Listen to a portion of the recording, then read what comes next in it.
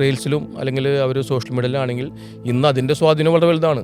തെരഞ്ഞെടുപ്പ് രംഗത്തൊക്കെ നമ്മളൊക്കെ ആ രീതി ഉപയോഗിക്കുന്നതിൻ്റെ പ്രധാന ഘടകം തന്നെ അവരിലേക്ക് എത്തുമെന്ന ലക്ഷ്യമാണ്. നമ്മൾ വലിയ വാർത്താ പേജിലൊക്കെ സൃഷ്ടിച്ച് വലിയ ബുക്കുകൾ അടിച്ചിട്ട് ഭരണനേട്ടങ്ങൾ ഇത് കൊണ്ടു കൊടുത്താൽ എത്ര വീടിന് അത് തുറന്നു നോക്കുന്ന ആളുണ്ടായിരിക്കും. 5 വർഷത്തെ ഭരണനേട്ടം ഒരു പുസ്തകം കൊണ്ട് കൊടുത്തു കഴിഞ്ഞാൽ ആ വീട്ടിലെ ഒരാളത് നല്ല ചിത്രം ഉണ്ടെങ്കിൽ അത് നോക്കുന്നതിനപ്പുറത്ത് താല്പര്യമില്ല. സ്വാഭാവികമായിട്ടും അതൊരു 1 മിനിറ്റിൻ്റെ വീഡിയോ 2 മിനിറ്റിൻ്റെ വീഡിയോ റീൽസൊക്കെ ആകുമ്പോൾ ആളുകൾക്ക് പിന്നെ അത് കണ്ടിരിക്കാനും അത് പുതിയ കാലഘട്ടമാണത്. ആ രീതിയിലേക്ക് രാഷ്ട്രീയ പാർട്ടികൾ മാറി തുടങ്ങിയിട്ടുണ്ട്.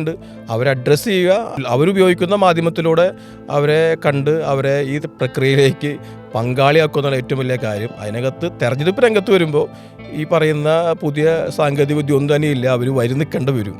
അത് ഇന്ന് അവർ തയ്യാറില്ല എന്നുള്ള വലിയ പ്രശ്നം തന്നെയാണ്. അത് വോട്ട് ഹിയറിങ്ങിന് വരി നിൽക്കണം. വോട്ട് ചെയ്യാൻ വരുമ്പോഴും ഈ വലിയ ക്യൂ കാണുമ്പോൾ ഇവർ സ്വാഭാവികമായും മടങ്ങിപ്പോകുന്നുണ്ട്. ആ പരമ്പരാഗതമായ രീതിയോട് ഇന്ന് ഈ പറയുന്ന പുതിയ ജനറേഷൻ അവരെ സമയം മെനക്കെടുത്ത് തയ്യാറാകുന്നത്. അവരെ ബോധവൽക്കരിക്കണം. കാരണം ഈ പ്രക്രിയയിൽ പങ്കാളിയാകേണ്ടത് അവർ ഉത്തരവാദിത്തമാണ്, കടമയാണെന്നുള്ള വലിയ ബോധവൽക്കരണം കലാലയങ്ങളിൽ തൊട്ട് അവർക്ക് വന്നാൽ മാത്രമേ അതിനകത്ത് അത് സാധിക്കുള്ളൂ. എനിക്ക് തോന്നുന്നു ഇപ്പോൾ രാഷ്ട്രീയമില്ലാത്ത ക്യാമ്പസുകളിൽ നിന്ന് വരുന്ന ഒരുപാട് കുട്ടികളുണ്ട്. ഇപ്പോൾ ഒരുപാട് കലാലയങ്ങളുണ്ട്. അവർക്കും തന്നെ ഈ പ്രക്രിയയോട് ഒരു തരത്തിലും അങ്ങനൊരു അനുഭവങ്ങളില്ല. രാഷ്ട്രീയമുള്ള ക്യാമ്പസുകൾ സ്വാഭാവികമായിട്ട് എല്ലാ വർഷവും തെരഞ്ഞെടുപ്പ് നടക്കുന്നു, അതിൻ്റെ ഭാഗമായി മാറുന്നു, അതിൻ്റെ പ്രചരണം ഏറ്റെടുക്കുന്നു, ആ ക്യാമ്പയിനിൽ പങ്കാളിയാക്കുന്ന വലിയ ഇൻട്രസ്റ്റ് ഇത് കണ്ടു വളർന്ന തലമുറയാണ്.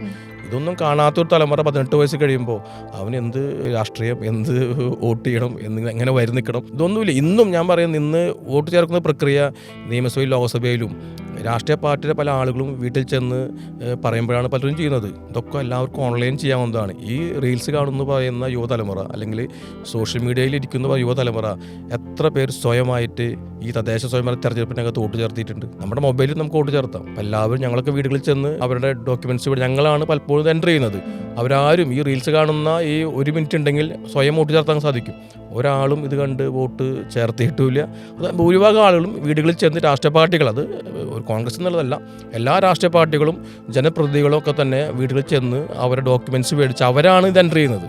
അവരുടെ ഫോൺ നമ്പർ ഡീറ്റെയിൽസ് മേടിച്ച്. അല്ലാണ്ട് സ്വയം അത്തരത്തിൽ പ്രക്രിയയിലേക്ക് അവർ കടക്കുന്നതിന് യാഥാർത്ഥ്യം തന്നെയാണ്.